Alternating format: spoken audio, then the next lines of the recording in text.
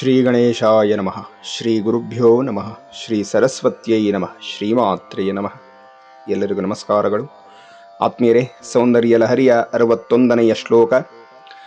ಅಸೌ NASA ವಂಶಃ ತುಹಿನಗಿರಿವಂಶಧ್ವಜಪಟಿ ತ್ವದೀಯೋ ನೇದಿಯಃ ಫಲತು ಫಲಮಸ್ಮಾಕಂ ಉಚಿತಂ ವಹತ್ಯಂತರ್ಮುಕ್ತಾಃ ಶಿಶಿರಕರ ನಿಶ್ವಾಸಗಲಿತಂ ಸಮೃದ್ಧ್ಯಾಃ ಯತ್ತಾಸಾಂ ಬಹಿರಪಿ ಸ ಮುಕ್ತಾ ಮಣಿಧರಃ.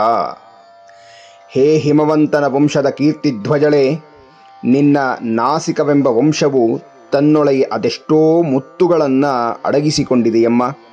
ಚಂದ್ರನಾಡಿ ಎಂಬ ಎಡಹೊಳ್ಳೆಯ ಉಸಿರಾಟದ ಮೂಲಕ ಒಂದೊಂದೇ ಮುತ್ತನ್ನು ಹೊರತರುತ್ತಿದ್ದರೆ ಮುಕ್ತಾಧರವಾಗಿದೆಯೋ ಎಂಬಂತಿದೆ.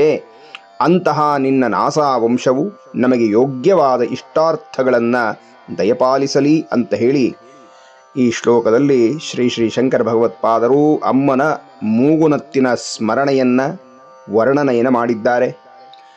ಆತ್ಮೀಯರೇ, ಈ ಶ್ಲೋಕದಲ್ಲಿ ಶ್ರೀಮಾತೆಯನ್ನು ಭಗವತ್ಪಾದರು ಹಿಮವಂತನ ವಂಶದ ಕೀರ್ತಿ ಪತಾಕೆಯಂತಿರುವ ಪರ್ವತರಾಜಕುಮಾರಿಯಾದ ಪಾರ್ವತಿಯೇ ಅಂತ ಸಂಬೋಧನೆ ಮಾಡಿದ್ದಾರೆ.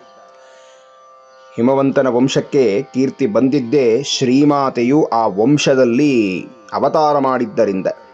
ಇಲ್ಲದೆ ಹೋಗಿದ್ದರೆ ಹಿಮವಂತನಿಗೆ ಇಷ್ಟೊಂದು ಕೀರ್ತಿ ಸಿಗ್ತಾ ಇರಲಿಲ್ಲ. ರಾಮನು ಸೂರ್ಯವಂಶದಲ್ಲಿ ಅವತಾರ ಮಾಡಿದ ಕಾರಣದಿಂದಲೇ ಆ ಇಡೀ ವಂಶವು ಪಾವನವಾಯಿತು, ಕೀರ್ತಿವಂತವಾಯಿತು. ಸೂರ್ಯವಂಶ ಅನ್ನುವಂಥ ಕೀರ್ತಿಗೆ ಭಾಜನವಾಯಿತು. ಅದೇ ರೀತಿ ಕೃಷ್ಣನು ಯಾದವ ಕುಲದಲ್ಲಿ ಅವತಾರ ಮಾಡಿ ಯದುವಂಶ ಅನ್ನುವಂಥದ್ದು ಪುನೀತವಾಯಿತು.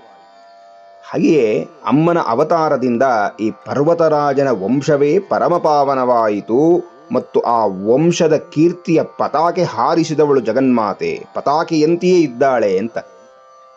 ಇನ್ನು ಈ ಶ್ಲೋಕವನ್ನು ನೋಡುವುದಾದರೆ, ಸಾಧಾರಣವಾಗಿ ಮೂಗನ್ನು ಬಿದುರಿಗೆ ಹೋಲಿಸಿ ಕವಿಗಳು ವರ್ಣನೆ ಮಾಡ್ತಾರೆ. ಇಂತಹ ನಾಸಾ ವಂಶವೆಂಬ ಬಿದಿರಿನಲ್ಲಿ ಮುತ್ತುಗಳು ಹುಟ್ಟುತ್ತಂತೆ ಕವಿಗಳು ಹೇಳ್ತಾರೆ. ಎಲ್ಲೆಲ್ಲಿ ಹುಟ್ಟುತ್ತೆ ಈ ಮುತ್ತು ಅನ್ನುವುದನ್ನು ವೇದಾಂತ ಭಾರತಿಯಲ್ಲಿ ಹೀಗೆ ವ್ಯಾಖ್ಯಾನ ಮಾಡ್ತಾರೆ. ಕವೀಂದ್ರ ಜೀಮೂತ ವರಾಹ ಶಂಖ ಮತ್ಸ್ಯಾದಿ ಶಕ್ತ್ಯುದ್ಭವ ವೇಣುಜಾನಿ ಮುಕ್ತಾ ಫಲಾನಿ ಪ್ರಥಿತಾನಿ ಲೋಕೆ ತೇಷಾಂತು ಶಕ್ತ್ಯುದ್ಭವಮೇವ ಭೂರಿ ಅಂತ ಹೇಳ್ತಾರೆ.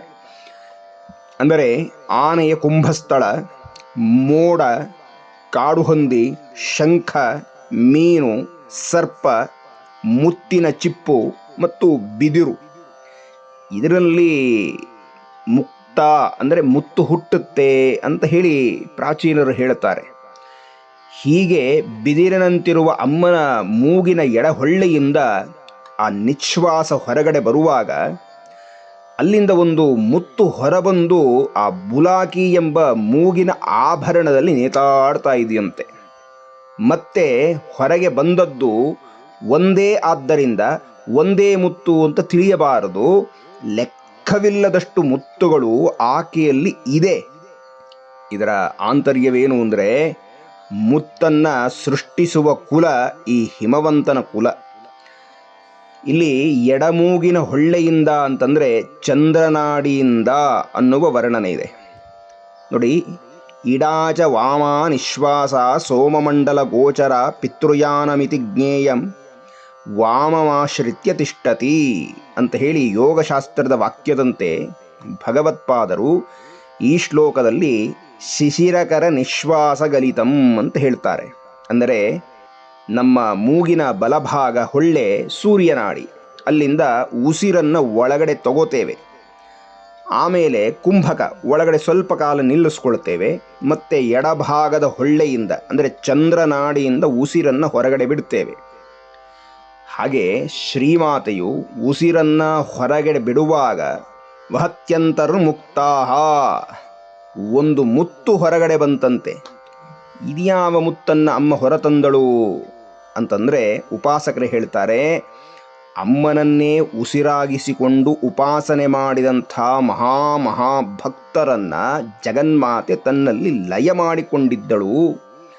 ಅಂತಹ ಉಪಾಸಕರೆಂಬ ಮುತ್ತನ್ನು ತನ್ನ ಮೂಗಿನ ಎಡಹೊಳ್ಳೆಯಿಂದ ಹೊರತಂದು ಸುಮ್ಮನೆ ಒಂದು ಸಲ ತೋರಿಸಿದಳಂತೆ. ಯಾಕೆ ಅಂದರೆ ನನ್ನನ್ನು ಉಪಾಸನೆ ಮಾಡಿದ ಭಕ್ತ ಮುತ್ತಾಗಿ ನನ್ನಲ್ಲಿಯೇ ಸೇರಿಬಿಡುತ್ತಾನೆ ಅನ್ನುವ ವಿಚಾರವನ್ನು ಹೇಳಲೋ ಸಲುವಾಗಿ ಈ ರೀತಿಯಾಗಿ ವರ್ಣನೆಯನ್ನು ಮಾಡಿದ್ದಾರೆ. ಹೀಗೆ ಇಂತಹ ನಾಸಾವಂಶವು ನಮಗೆ ತ್ವದೀಯೋ ನೇದಿಯ ಫಲತು ಫಲಮಸ್ಮಾಕಂ ಉಚಿತಂ, ಅಂದರೆ ನಮ್ಮ ಎಲ್ಲ ಮನೋ ಅಭೀಷ್ಟಗಳನ್ನು ಆ ಜಗನ್ಮಾತೆ ನೆರವೇರಿಸಲಿ ಅಂತ ಹೇಳಿ ಪ್ರಾರ್ಥನೆ ಮಾಡ್ತಾ ಇದ್ದೇನೆ ಅಂತ ಹೇಳಿ ಶಂಕರ ಭಗವತ್ಪಾದರು ಈ ಶ್ಲೋಕದ ಮುಖೇನ ಜಗನ್ಮಾತೆಯನ್ನು ಪ್ರಾರ್ಥನೆ ಮಾಡಿದ್ದಾರೆ. ಇಂತಹ ಸುಂದರವಾದ ಚಿಂತನೆಯನ್ನು ಕೊಟ್ಟಂಥ ಶ್ರೀ ಶ್ರೀ ಶಂಕರ ಭಗವತ್ಪಾದರಿಗೂ ಆ ಶ್ರೀಮಾತೆಯ ಚರಣಾರವಿಂದಗಳಿಗೂ ಶಿರಸಾಷ್ಟಾಂಗ ಪ್ರಣಾಮಗಳನ್ನು ಸಲ್ಲಿಸ್ತಾ ಮುಂದಿನ ಉಪನ್ಯಾಸದಲ್ಲಿ ಮುಂದಿನ ಶ್ಲೋಕ ಚಿಂತನೆಯನ್ನು ನಡೆಸೋಣ. ಎಲ್ಲರಿಗೂ ವಂದನೆಗಳು. ನಮಸ್ಕಾರ.